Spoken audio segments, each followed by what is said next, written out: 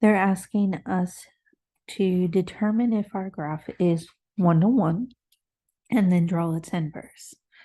So I'm going to draw some lines that I'm going to erase because I can't actually show you that I'm putting my pencil horizontally and doing the horizontal line test. So I have to draw my lines, but please just take your pencil and move it down the page, and we'll notice that we're not hitting our graph, even on the lines, because it's not just the points. Even on the line, we're not hitting the function more than once with any of our horizontal lines. Okay, because it's 1-to-1, we can draw its inverse. Now, there are a couple of different ways to do this. You could get our ordered pairs. So I'm going to write down our ordered pairs for our original function. We have -7, -3, -3, 0. We have -2, 2. We have 6, 3. And we have 7, 5. Remember what we said when we were doing the chart. If we have our function with ordered pairs, we're going to flip-flop our ordered pairs. Our domain becomes our range, and our range becomes our domain. It's a fancy way of saying flip-flop your x and y. So -7, -3 becomes -3, -7, which means we have 0, -3, 2, -2, 3, 6, and 5, 7. So let's go ahead and start graphing these ordered pairs.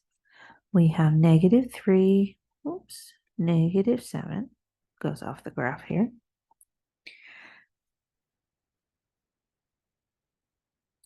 We have 0, -3.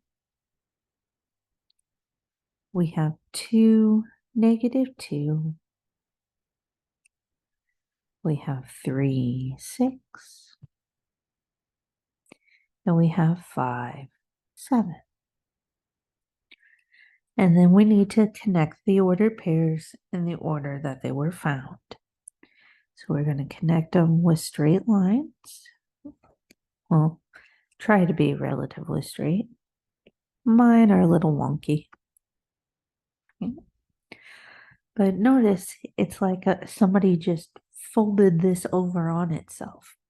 The reason for that is because when you're doing inverses, your points flip-flop along the y equal to x axis. Okay. So anytime they cross the y equal to x, they're both going to cross the y equal to x. And then each of the points on f of x and f inverse of x are the same distance away from that y equal to x. If I start on the far right side, notice that my 5, 7 is one diagonal away from the y equal to x, and my 7, 5 is also one diagonal away. Or let's take the far left.